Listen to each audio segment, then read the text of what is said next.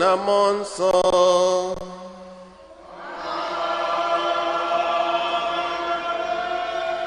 Ka ngọzi nke onye nwe anyị Jesu Kristi na ịhụnanya nke Chukwu Nna na ịdịkọ n'otu nke mmụọ nsọ na-enye dịrị unu niile.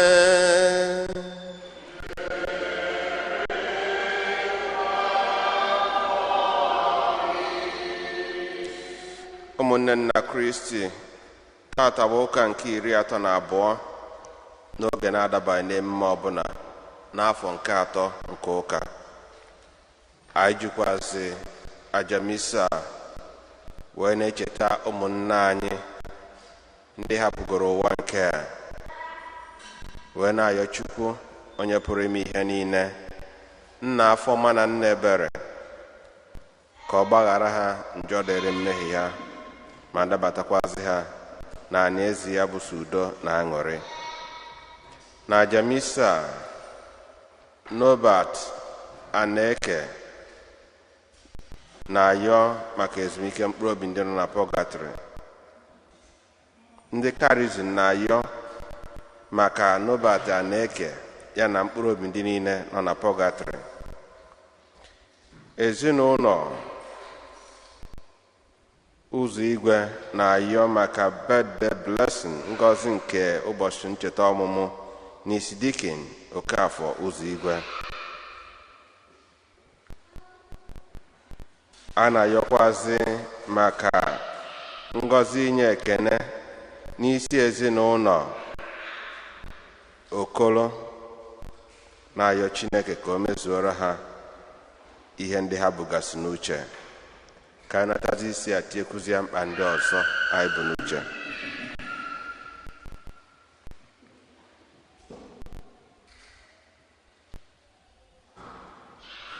Ụmụnna, ka anyị kwado nwaanyị nke ọma ka nnukwu eme nke Yukaristia site n'ikwupụta njọ anyị.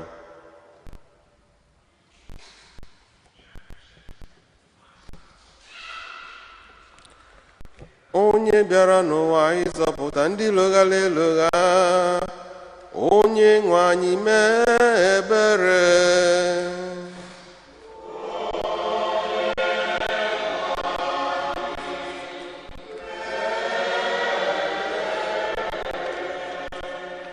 Onye bịara n'ụwa ịtọghata ndị ome njọ, Kristi mee ebere.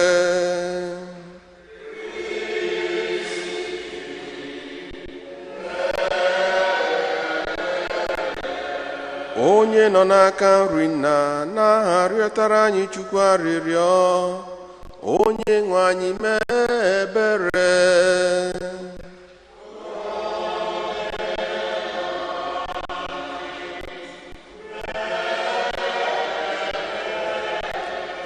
Ka Chineke jike niile mere anyị ebere, gbaghara anyị njọ anyị, duru anyị na ndụ ebe ebe.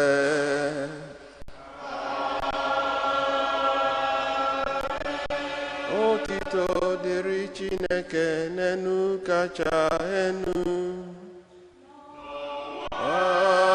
Udo dịrị mmadụ ndị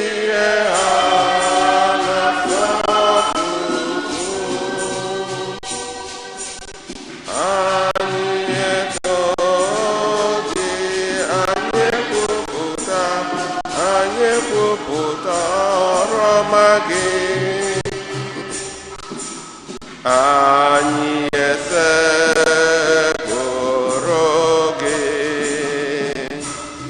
anyị edo gị ebube, anyị ekene gị n'ihi nnukwu ebube gị, anyị ekene gị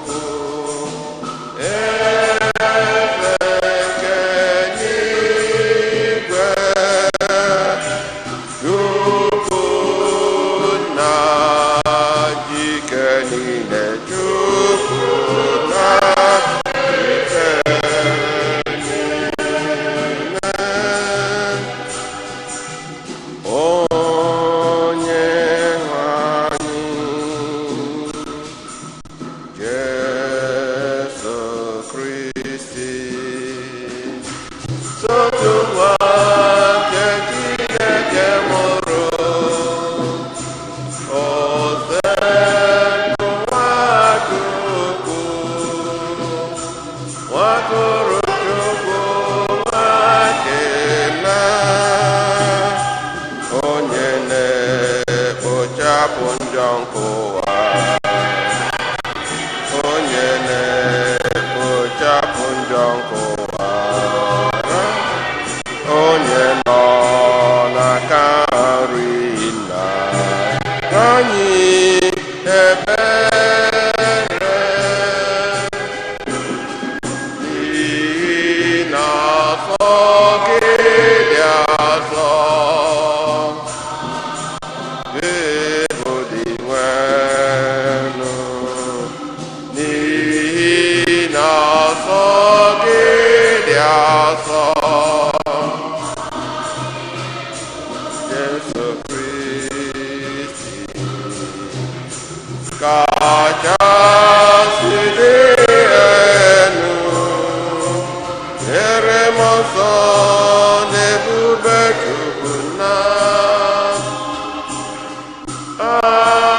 Amen, amen.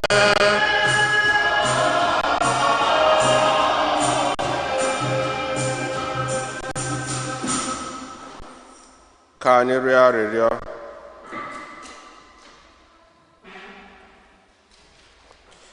Nna ji ike niile, Chineke ji ike niile, onye ebere, were obiọma gị wepụrụ anyị nsogbu niile, tọhapụ echiche anyị na ahụ anyị na-agbụji ha, ka anyị were nwee ike ime uche gị mgbe niile, site na diwe anyị Jesu Kristi nwa gị, gịnị ya na mmụọ nsọ dị ndụ na-achị Chukwu site n'ụwa ta ụwa niile.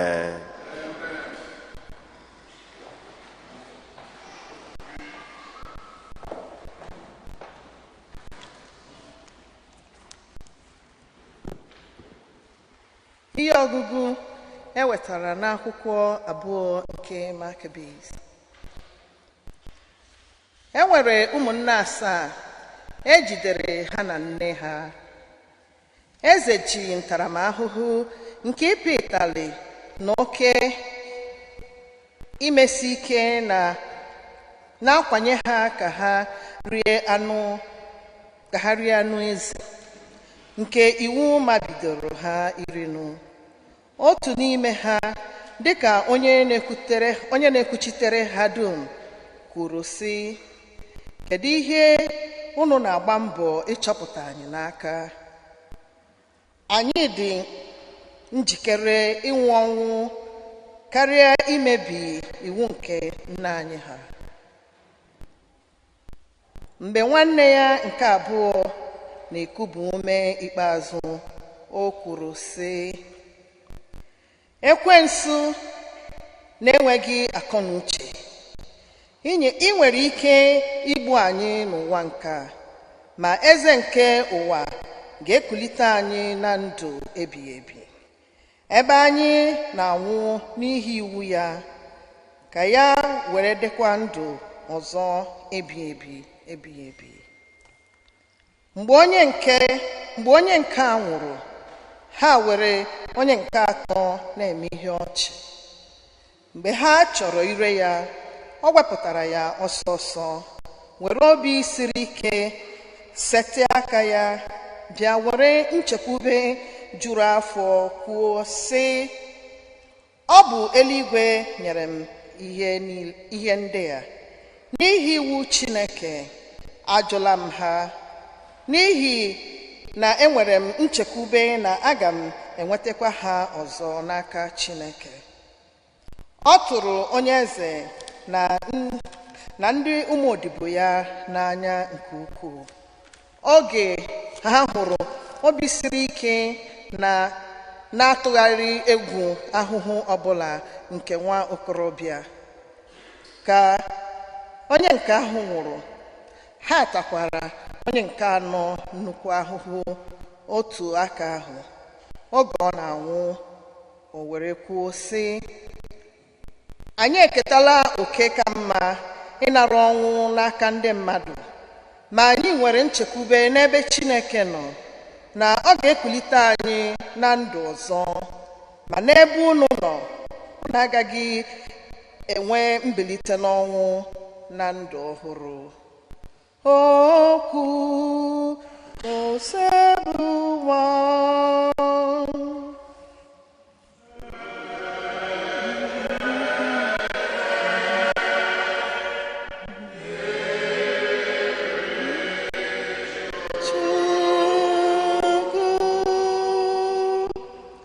Onyenwe anyị, aga m enwe afọ ojuju mgbe a ga-egosi ebube gị.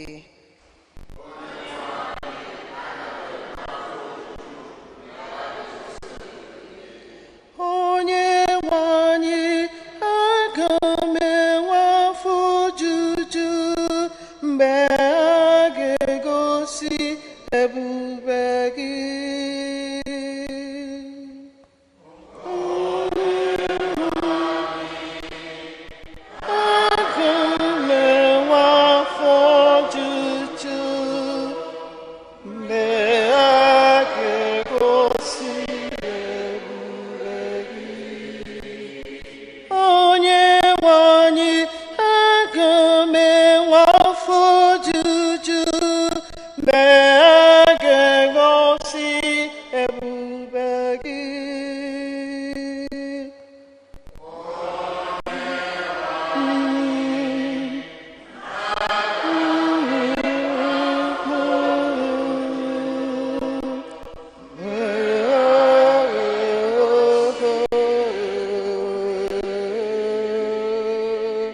Onyenwe anyị, nụrụ ihe bụ ezi omume, gee ntị na mkpu akwa m, chee ntị nụrụ arịrịọ m.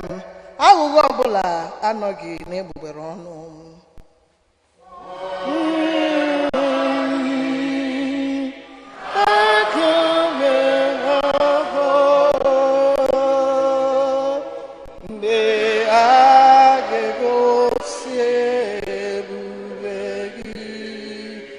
Nzọụkwụ m nọsiri ike n'okporo ụzọ gị, ka ụkwụ m ghara ịgahie ụzọ.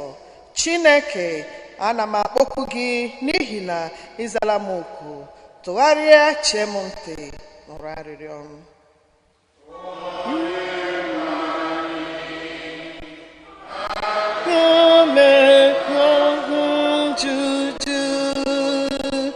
Mgbe a ga-egosi zọba m n'okporo ndọ nke gị. N'ezi omume m ka m ga-ahụ gị. Aga m enwe aṅụrị mgbe m tụghara ahụ ihu ebube gị.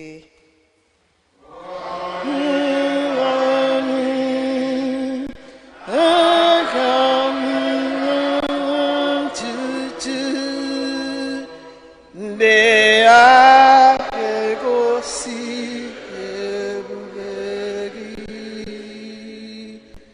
ihe ọgụgụ ewetara n'akwụkwọ ozi nke abụọ Pọl dị asọ degara ndị Tesalonika. Ka Onyenwe anyị Jesu Kristi n'onwe ya na Chineke nna ya, onye nyere anyị ịhụnanya ya, bịakwa site na amara ya nye anyị ntasi obi na nchekwube ebighị ebi. Ka Chineke nna na Onyenwe anyị Jesu Kristi kasie unu obi, bịakwa nye unu mgbasi ike n'ihe ọma niile unu na-eme ma ọ bụ nke unu na-ekwu. Ụmụnna m, n'ikpeazụ, kpesiwere na anyị ekpere ike, na-arịọnụ ka ozi nke Onyenwe anyị gbasaa ọsọ ọsọ, ka e were nsọpụrụ na ugwu nabata anyị n'etiti unu. Na-ekpenụ ekpere ka azọpụta anyị n'aka ndị ajọ mmadụ, n'ihi na ọ bụghị onye ọbụla ka e nyere onyinye nke okwukwe, kama ọ bụ Onyenwe anyị ji okwukwe. Ọ ga-enye unu mgbasi ike, bịakwa chekwaba unu n'aka onye ọjọọ ahụ. N'ime Onyenwe anyị nwere obisi ike na unu na-eme, na unu ga-emekwa ihe niile, na unu ga-emekwa ihe anyị gwara unu mee. ka onye nwe anyị tụgharịa obi unu, ka o chee ihu ịhụnanya Chineke na obisi ike nke Kristi. Okwu konseruwa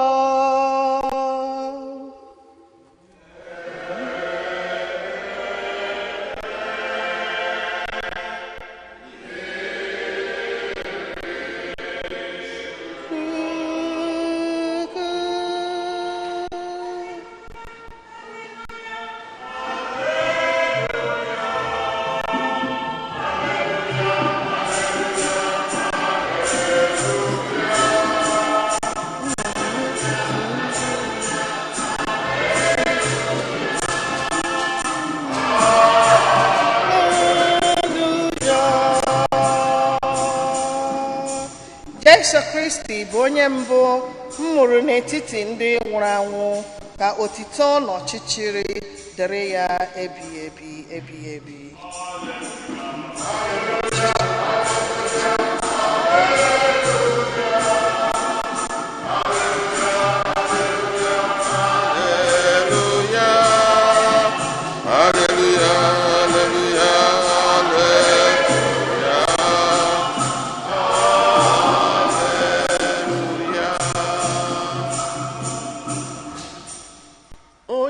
Anyị nọnyere unu.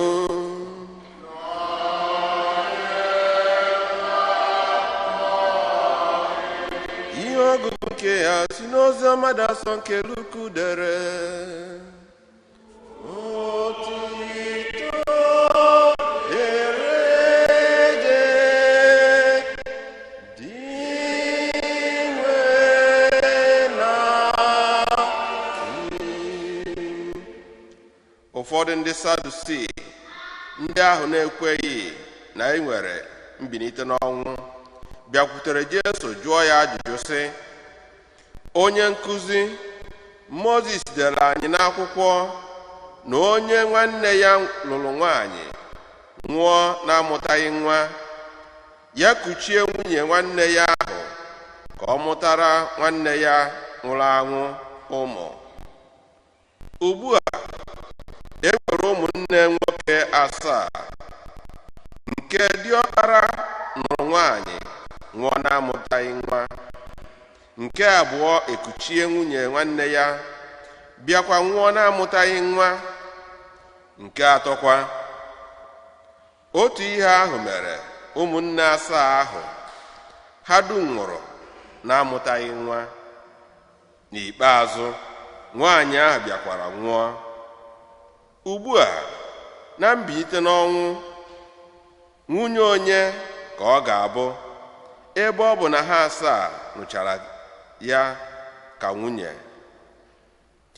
Jesu zara ha, ụmụ nke ụwa na-anụ di na-anụ nwunye, ma ndị ekpebiri na ha tozuru oke inwe ọnọdụ n'ụwa ọzọ na mbilite n'ọnwụ anaghị anụ di nke ha na-anụ nwunye, n'ihi na ha enweghị ike ịnwụ anwụ. Ha dị ka ndị mmụọ ọma, ebe ha bụ ụmụ nke mbilite n'ọnwụ. Ha bụ ụmụ Chineke. Mozis n'onwe ya rụtụrụ aka na ndị nwụrụ anwụ na mbilite n'ọnwụ, ebe ahụ o dere maka ọhịa na-agba ọkụ. Ọ kpọrọ Onyenwe anyị Chineke nke Abraham, Chineke nke Isaac na Chineke nke Jekọb. Ugbu a ọ bụ Chineke ndị dị ndụ, ọ bụghị nke ndị nwụrụ anwụ, maka na mmadụ niile dị ndụ n'ezie n'ihu ya. Oziọma nke osebruwa.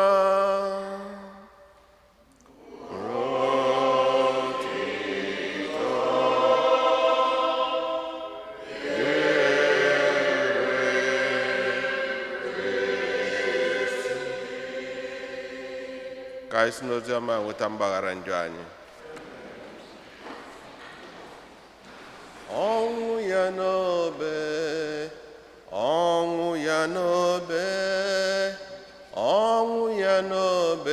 ọnwụ ya wetara anyị olileanya.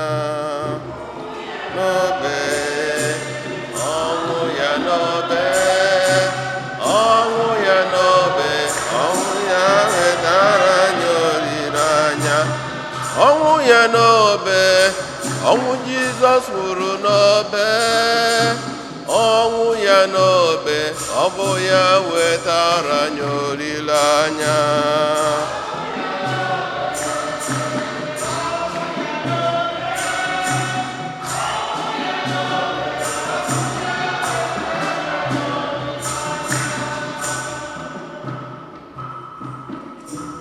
Praise the Lord.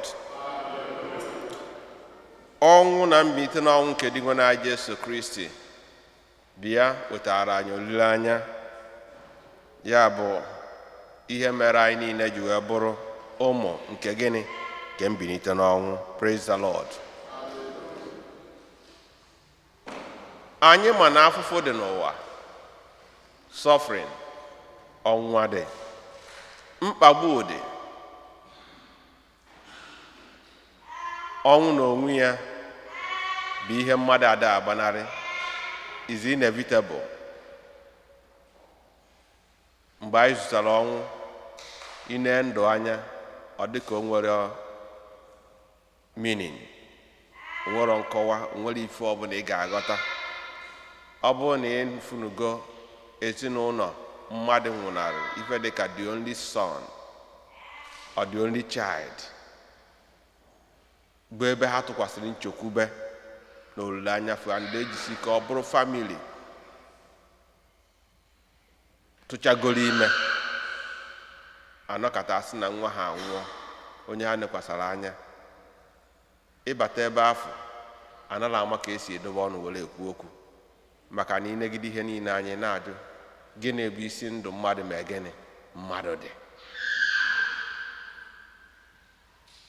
Mana sọọsọ ife na-eme nye nkọwa na nghọta ife ndụ bụ mgbe ị nere anya n'okwukwe anyị nwere na onye na Jesu Kristi, na ebe a abụghị ebe obibi, na ebe obibi anyị dị n'ebe n'eluigwe. Ọ sị ya bụ ihe na-enye mmadụ ntasi obi, nye mmadụ olileanya, nye mmadụ nkwudosi ike. Anyị na-anya n'ife ọgụ nke mbụ a gụrụ anyị, ụmụnne asaa na mụmafa, maka na eze Antiochus mara iwu na onye ọbụla ga na-eri anụ gịnị? Anụ ezi. Mana n'oge afọ, ọ bụrụkwa kịta a na-ekwu na white meat, mana mgbe afọ a na-ewu ya anụ rụrụ arụ agọọlụ gịnị? Alụsị. And ka okwukwe ha si wee dị dịka ndị Juu mgbe afọ, iri anụ ezi, ịma na imejọ gịnị? Imejọgo ịdaga iwu Chineke. Wee sị na ha ga-eri anụ ezi, fa wee sị na ha agaghị eme gịnị? Na ha agaghị eri ya, na o megide gịnị? O megidere iwu, o megidere okwukwe. Wee sị unu erighị ya, ọnwụ. Fasị na ọka mma na ha nwụrụ kata ma na ha mee gịnị? Na ha mejọ Chineke. Praise the Lord. Wee gbuo nke izizi, gbuo nke ịbụọ, gbuo nke ịtọ. Ndị fọrọ afọ na nne ha kakwuru ebe ha mee gịnị? Ebe ha kwụ. Unu eche na ọ dị possible n'ụwa kịta? Unu eche na ọ dị possible?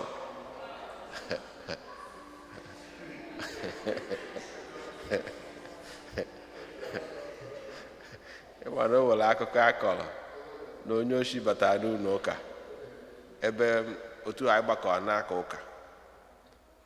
Fada wee na-ekwu okwu Chukwu, na-ekwu okwu Chukwu. Ndị mmadụ wee na-asị na fada ready to give their life to Jesus, inye ndụ ha n'aka Chineke. Ndị ochi na-agafeta n'ihe a wee bata n'ụlọ ụka wee kpọzie egbe chakakam wee sị, ebe a na ị chọrọ inye ndụ gị n'aka Chineke 3 minutes ịkwado onwe gị, maka na after 3 minutes ndị niile dị n'ebe a adịgo njikere inye ndụ ha n'aka Chineke fancha niile ọnwụ ka ha jebe n'aka Chineke. Ọ bụrụkwana na ịdịbọ ha njikere within the 3 minutes bell ruo onwe gị ọnụ ụzọ ụlọ ụka dafụrụ.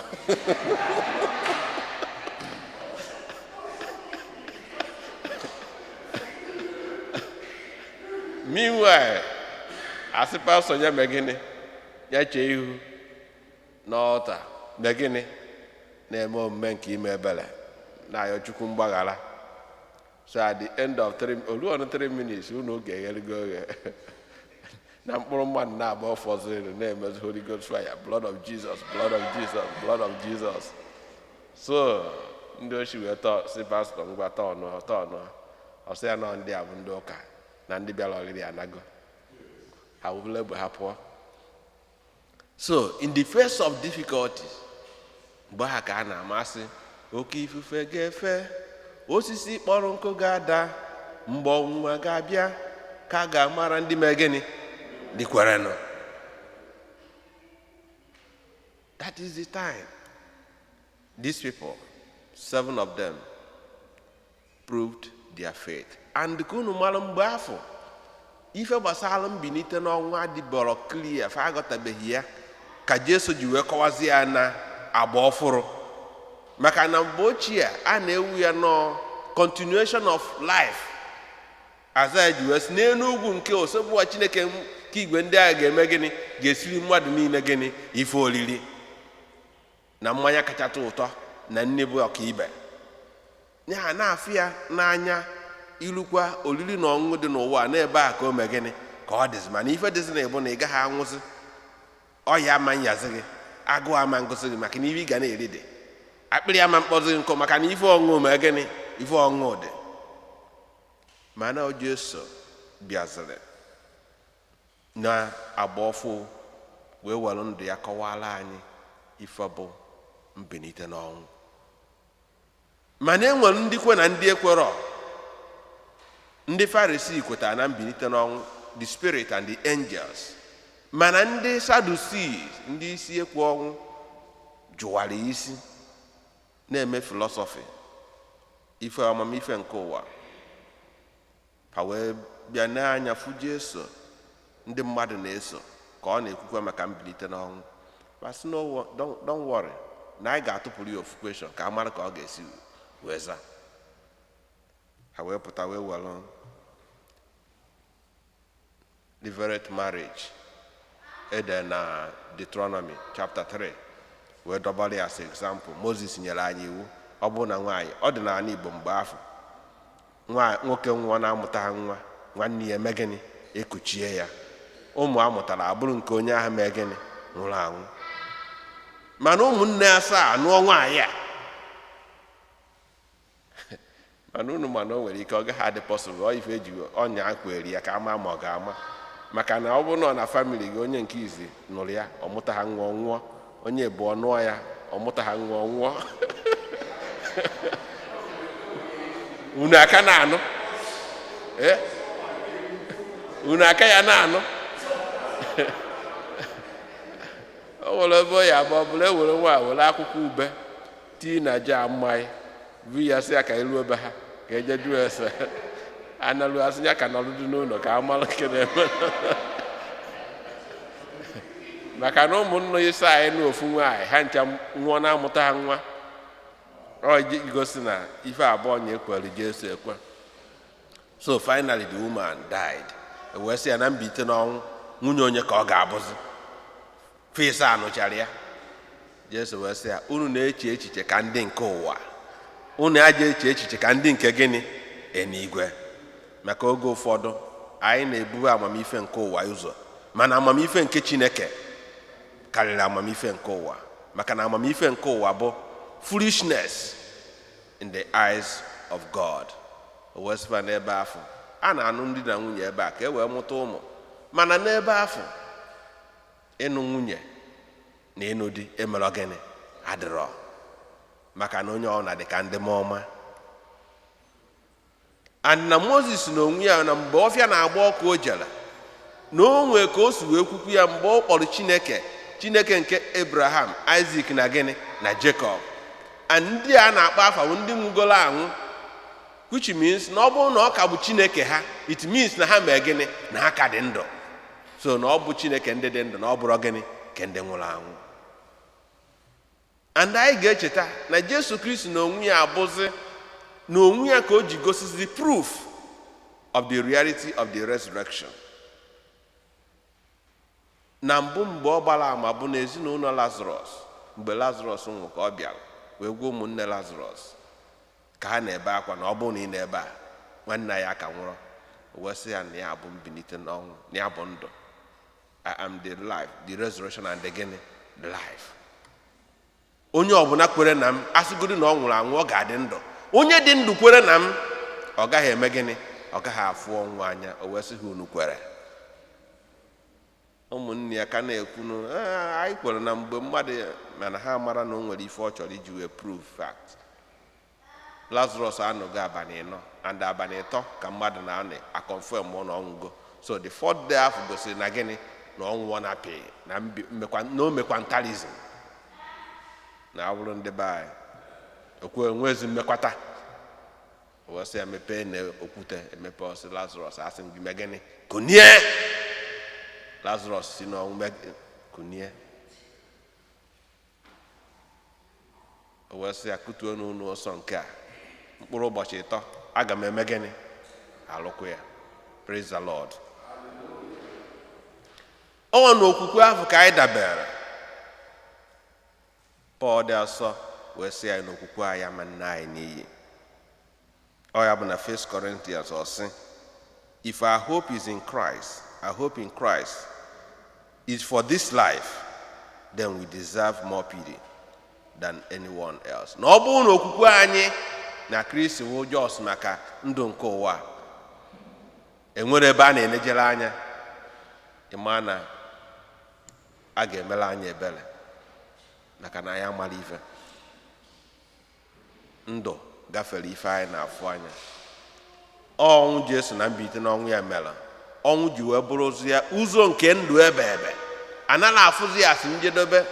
Ịpụta na Jamisa asị ndụ anaghị enwe njedebe, sọsọ mgbanwe ka a na-eme gịnị? Ka a na-agbanwe ya. Maka na mgbe ụlọ anyị nke dị n'ụwa a mebiri, a na-akpọbata anyị n'ụlọ ọzọ dị ebebere gịnị? Na eluigwe. Anyị wee nwee n'olileanya kama mma nwụ ka ndọniba. Anyị afụzi afụfụ dịka iso Jesu bụrụ obe, maka na anyị bidogoli na mbụ na mmiri baptizim wee nwụọ with Christ. And the death of a Christian, ọnwụ nke onye otu Kristi na anụ ahụ, na-ewetazi njedebe iso Kristi wee nwụzi wee banyezi ya n'uju nke gịnị? Ndụ ebe. Okwukwe afọ bụ ife na-edu anyị, ya ka anyị ji wee na-aga, anyị na-agba mbọ wee mara na ife nke ụwa bụ ife Chineke nyere anyị ka anyị wee chọta gịnị? Ife nke eluigwe. Praise the Lord.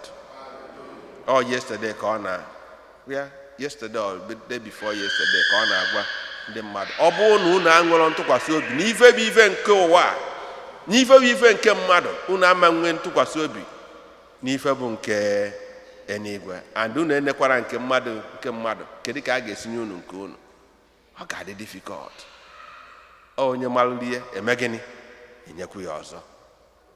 So the tainted things of this world,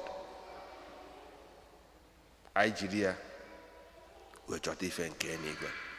So ụmụnne na Chineke, ife anyị na-ayọ Chineke na Jamisa nke mbụ ka o nyere anyị aka ka anyị ghara ịtụfu okwukwe anyị mgbe ife na-eme gịnị? Na-esiri anyị ike. Atụfula okwukwe gị mgbe ihe na-eme gịnị?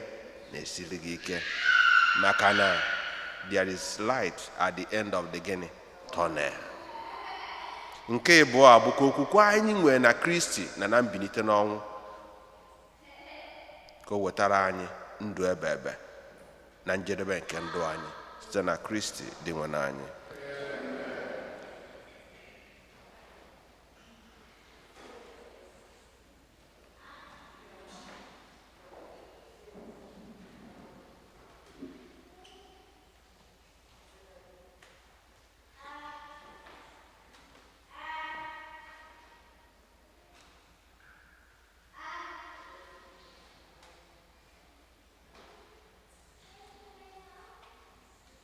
ka anyị kwụrụ ọtọ kwupụta okwukwe anyị.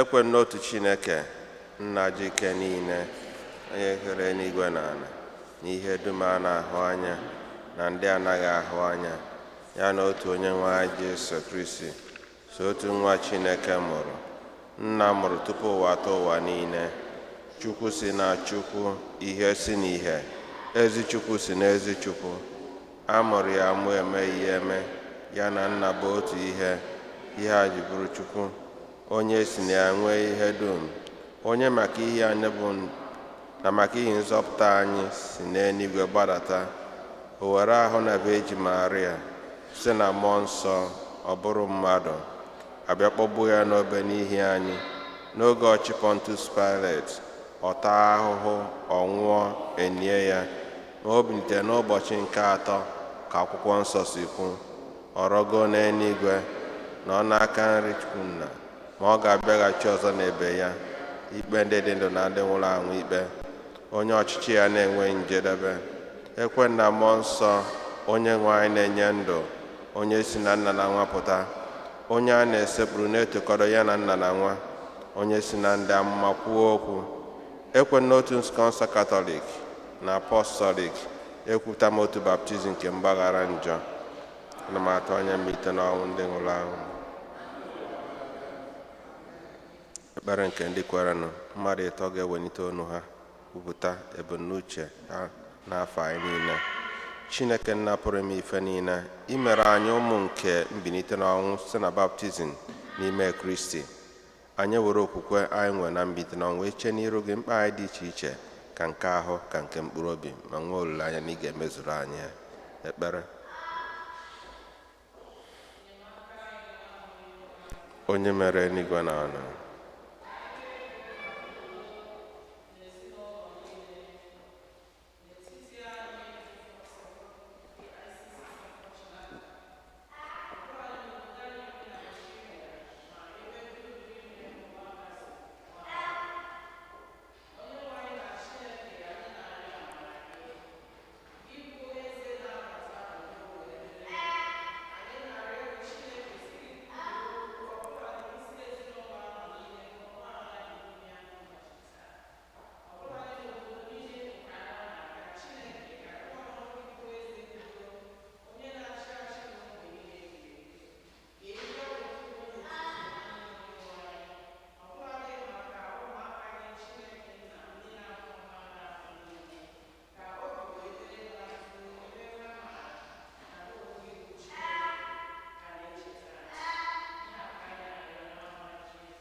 dị nwe na anyị nụrụ arịrịọ anyị.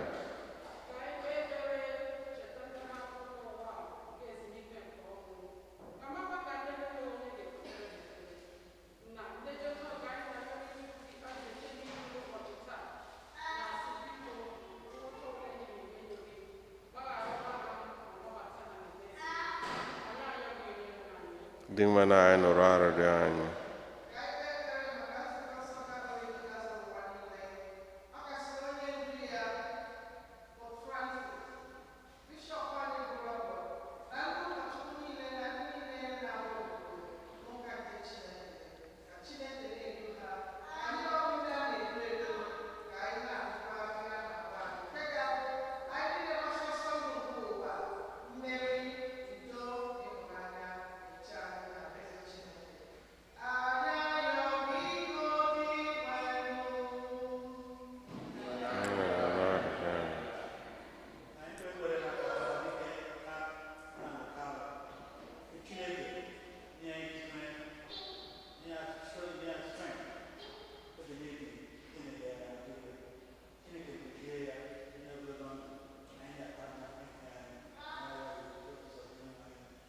Dị nwe na anyị nụrụ arịrịọ anyị, ka anyị tinyezie mkpa ndị ọzọ anyị bụ n'uche.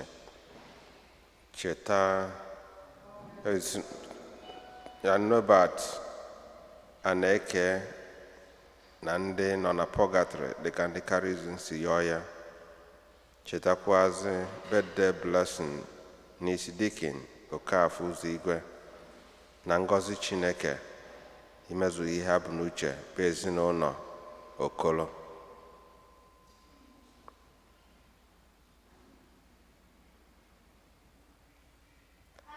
Chineke nna pụrụ ime ife niile, nụrụ arịrịọ na ekpere nke anyị bụ ụmụ gị na-ebute n'iru gị.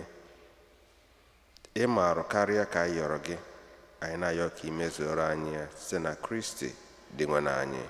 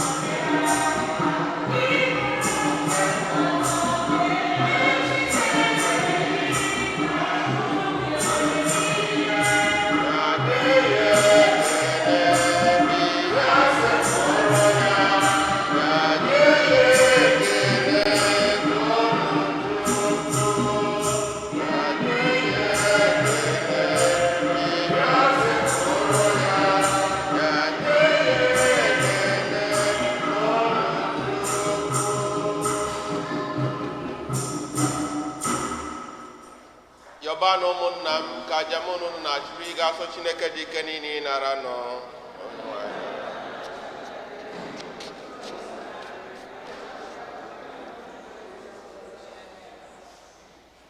Onye nwe anyị, anyị na-arịọ gị, were ebere nara aja nke a anyị na-ehunyere gị.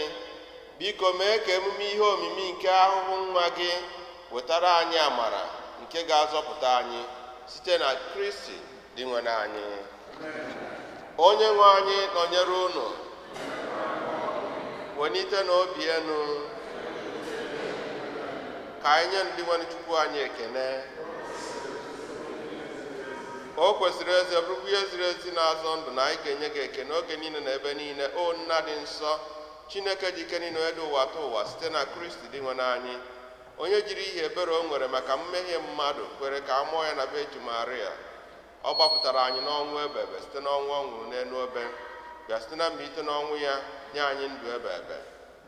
N'ihi nke a anyị na-eso igwe ndị ọma niile nke n'igwe na-eto ebeke oke niile na ukwe na ekwe.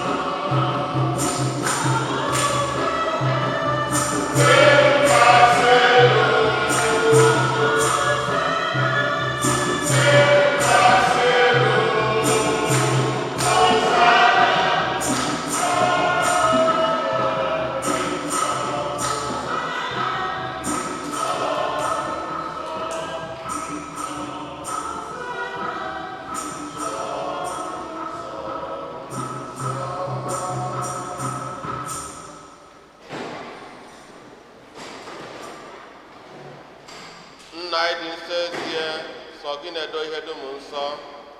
Anyị na-arịọkide onye ndị a ọtụtụ n'ịkọta mmụọ gị ka ha wee ghọrọ anyị ahụ na ọbara nke onye nwe anyị Jesu Kristi, onye bịara tupu edunya n'ọnwụ ka o jiri aka ya wee nara, were achịcha nye gị ekene na otito, nyawa ya nye ya ụmụazụ ya sị, nnaranụ nke a, rienụ ya unu niile, nke a bụ ahụ m ka a ga-eduru nye maka unu.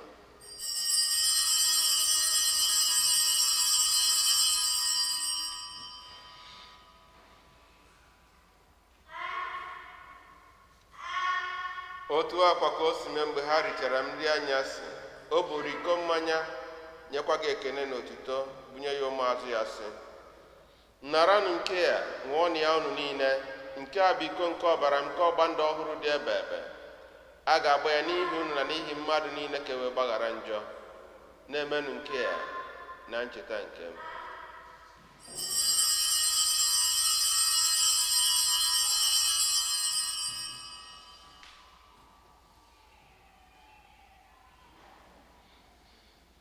Ka anyị kwupụta na ife omi nke okwukwe anyị na-eme ugbu a. Anyị na-ekwupụta ọnwụ gị, na-egosikwa mbilite n'ọnwụ gị, o Kristi, wee ruo mgbe ị ga-abịa ọzọ. Nna, na ncheta nke ọnwụ na mbilite n'ọnwụ nke nwa gị, anyị ebunye gị achịcha nke ndụ na iko nke nzọpụta. Anyị na-ekene gị n'ihi na ị kwere ka anyị dị mma ịkwụrụ n'ihu gị na-efe gị. Anyị dị ume a na-arịọ ka anyị bụ ndị na-anata ahụ n'ọbara Kristi bụrụ otu site na njikọ nke mmụọ nsọ. Nna, cheta nzukọ ị gazuru ụwa niile, mee ka ịhụnanya gị jupụta ya. Gọzie popu anyị bụ Francis, bishọp anyị bụ Robert, na ndị ofu ọta gị niile. Chetakwa ụmụnne anyị ndị bi okpukpe gaa n'ezumike nke ọnwụ. Kpọbata ha na ndị ọzọ niile nwụrụ anụ ihe nke ebere, biko meere anyị niile ebere.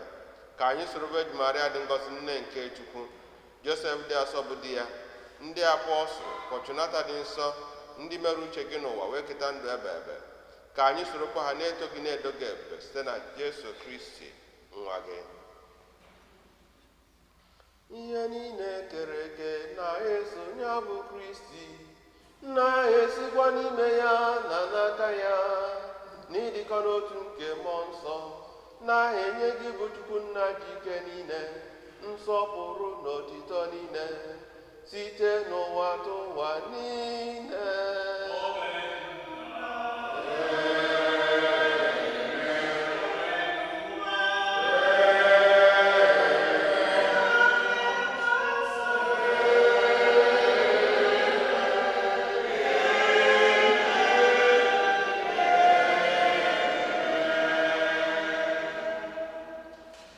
Ụmụnna, ka anyị were ekpere na wee zọpụta anyị kụziri anyị wee kpọkuo Chukwu Nna. Nna anyị nọ n'eluigwe, ka o tozuru afa gị, ka ọchịchị gị bịa, ka eme uche gị n'ụwa dịka esi eme ya n'eluigwe. Nye anyị tata nri nke ụbọchị anyị, gbaghara anyị mmehie anyị ga dịka anyị si gbaghara mehiere anyị, ka ekwela ka anyị kwenye na nranye, ma zọpụta anyị n'ajọ. Zọpụta anyị, anyị na-arịọ gị, o Osebụ na ajọ ihe niile. Were ebere nye udo n'oge nke anyị site n'inye aka ebere gị, ka a zọpụta anyị na njọ oge niile, anyị wekwa na nsogbu niile. Were nchekwa dị nsọ na-atọ ya maka mbịaghachi nke nzọpụta anyị, Jesu Kristi. Onye nwe anyị Jesu Kristi, egwa ndị apọstụl gị, udo ka nna hapụrụ n'udo nke m ka m na-enye unu. Enekwana anya na njọ anyị, kama nekwasị anyị n'okwukwe nke nzukọ gị. Nye udo na ịdịkọ n'otu mgbe niile ka uche gị siri chọọ, gị bụ dị ndụ na-achị ebe ebe ebe ebe. Udo nke Osebụ ụwa dịrị unu mgbe niile. Nyerịta n'onwe unu ekene nke udo.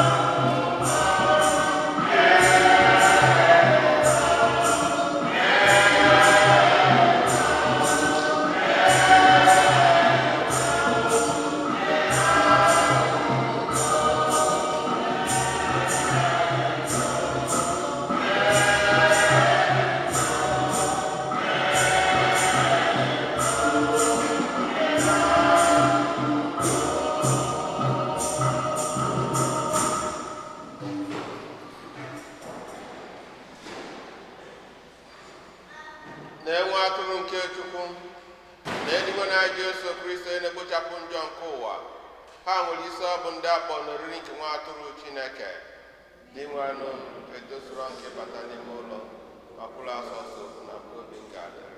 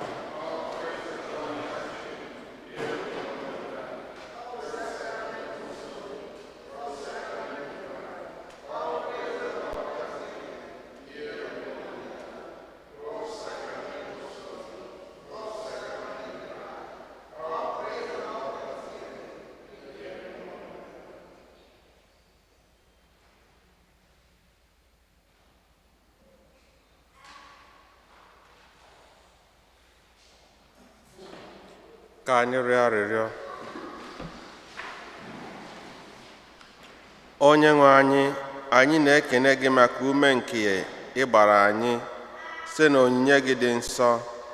Anyị na-arịọ ka ị were ebere hukwasị anyị mmụọ gị site n'ike nke anyị nwetara na nri eluigwe nke anyị natara. Mee ka anyị kwudosie ike na amara gị, bịakwa nwee obi dị ọcha n'ebe ị nọ, site na Kristi dị nwe anyị. Ka anyị nọdụ anyị.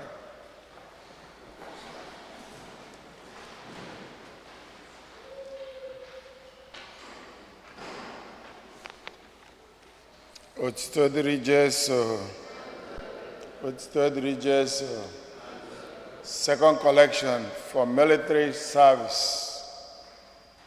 Ndị na-echekwa obodo. Kwaya. Bịa na nye ekele n'onye nyere anyị ndụ n'ụwa imela.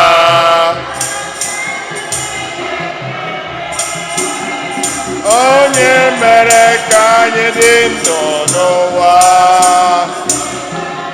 anyị ekele zie onye nyere anyị dị ndụ n'ụwa umena.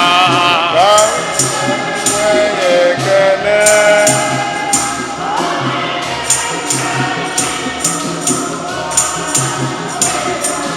Anyị ekele osito onye nyere anyị dị ndụ n'ụwa umena.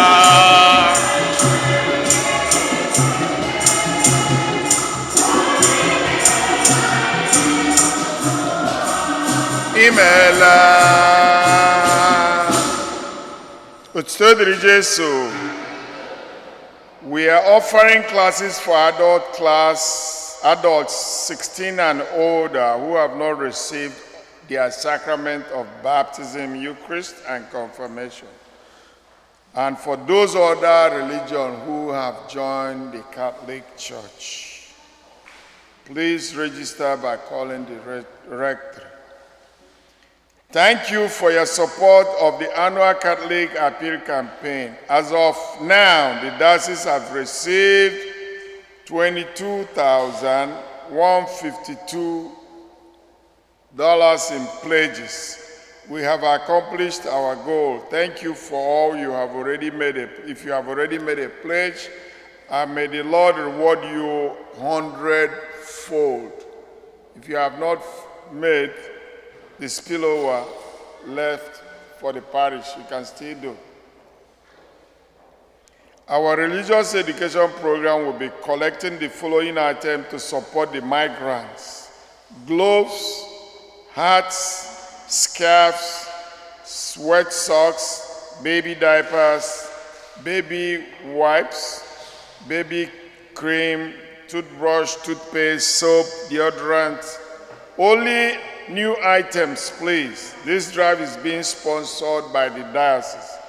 Please bring your donation to the church or the rectory from today until November 14th. Thank you. See you. You can see the bulletin for details. The bulletin is at the back. Also, we also continue to support our dinner drive for the migrants. This week's item is baby diapers, size 1 to 5. Thank you for your generosity. We invite all couples to a marriage encounter conducted. This one is in Spanish. It's not English. Ndinne. Before that, ndinne tata keja gozi nuni ya jekwado putaba. Before na puta, we remind you that on November 27, Kaige Chetangwana Imoke Chas Onyolo here at St. Fortunata. Okay? Nyawana Brianuche and tell others so that we fill the church that day. You know, Charlie Wonyenkai. Ndinne. Chika Dibe. Ndinne. Ọ bụ onye na-aza mama. Nee. Ọ bụ onye na-aza mama. Nee. Mama ihe dị mma ka kelee gị. Onye ọma, onye ọma, onye ọ ga-adịrị mma, onye ọma. Mama ihe dị mma ka ga-emere gị. Onye ọma, onye ọma, onye ọ ga-adịrị mma, onye ọma. Ọ bụ onye na-aza mama. Lee. Ọ bụ onye na-aza mama. Lee. Ọ bụ onye na-aza mama. Lee. Mama ihe dị mma ka m emere gị. Onye ọma, onye ọma, onye ọ ga-adịrị mma. Mama ihe dị mma ka m emere gị. Onye ọma, onye ọma, onye ọ ga-adịrị mma, onye ọma. enyemaka dị n'afọ onye nwe anyị. Onye kere n'igwe na Osebo nụrụ arịrịọ anyị. ka mkpakwa lue ntị, Onye nwe anyị nọnyere unu. nọnyere mmụọ gị. Chineke nna pụrụ ime ife niile, anyị na-ekene gị maka onyinye nke ndụ i nyere anyị n'ụzọ pụrụ iche, ka anyị na-ekenekwazi na onyinye nke ndị nne ndị anyị na-echeta n'ụbọchị taa n'ụzọ pụrụ iche na aja misa ka ha na-atụ mma mma, na-enye gị maka amara ọma niile iji chọọ ha mma. Anyị na-ayọ ngọzi gị n'isi ha n'otu n'otu, gbatịa aka gị n'nsọ ka ị gọzie ha, gọzie ndị di ha, gọzie ụmụaka ha, gọzie ezinụlọ ha, boro ha ụzọ, kpere ha azụ, nye ike nke obi ka nke anụ ahụ. Ọ kachasị amamihe inyere eze Solomon na ike dịka inyere Samson, ka ha ji wee na-alụ ọrụ dịrị ha na ezinụlọ dị iche iche nke ha nọ na ya, ịzụlite ụmụ ha n'egwu ịtụ egwu Chineke. Anyị na-ayọ gị ha bisie ndụ fesia nke ọma n'ụwa, ka ha nwekwazi ike ịfụ gị iru na iru na alaeze gị n'eluigwe, site na Kristi dị nwe anyị. Amen. Ka Chineke dị ike niile gọzie, chekwa ma nọnyere unu mgbe niile, Nna na Nwa na Mmụọ Nsọ. Amen. Anyị nwere nne dị mma. Anyị nwere nne dị mma. Anyị nwere nne dị mma. Nne dị mma, Virgin Maria. Anyị nwere nne dị mma. Anyị nwere nne dị mma. Nne dị mma, Virgin Maria. Anyị nwere nne dị mma. Nne dị mma, Virgin Maria. Anyị nwere nne dị mma. Anyị nwere nne dị mma. Nne dị mma, Virgin Maria. Otu dịrị Jesu enwe ndị birthdays. Birthday. Deacon, go on, Deacon. The blessings of the Lord Lord be upon him. We bless in the name. name of the Lord. May the blessings of the Lord be upon him. We bless him in the name. Name of the Lord. Happy birthday! Happy birthday to him. Happy birthday, Deacon. Happy birthday, Deacon. Happy birthday to you. And your anniversary. Anniversary? Anybody worshiping for the first time or just came back? Otuto dịrị Jesu. Otuto dịrị Jesu. Oto dị Jesu, ekene m unu niile maka ịrụ ahụ anyị ụka wee bịa ụka nke ụbọchị taa, wee na-ayọ Chukwu ka ọ gọzie unu, ka aja niile unu chụ wee bịa ka ọ nara ya, ma mee ka izu ụka mara anyị mma site na Kristi onye nwe anyị. Unu kunye ya gbasa. Onye nwe anyị nọnyere unu.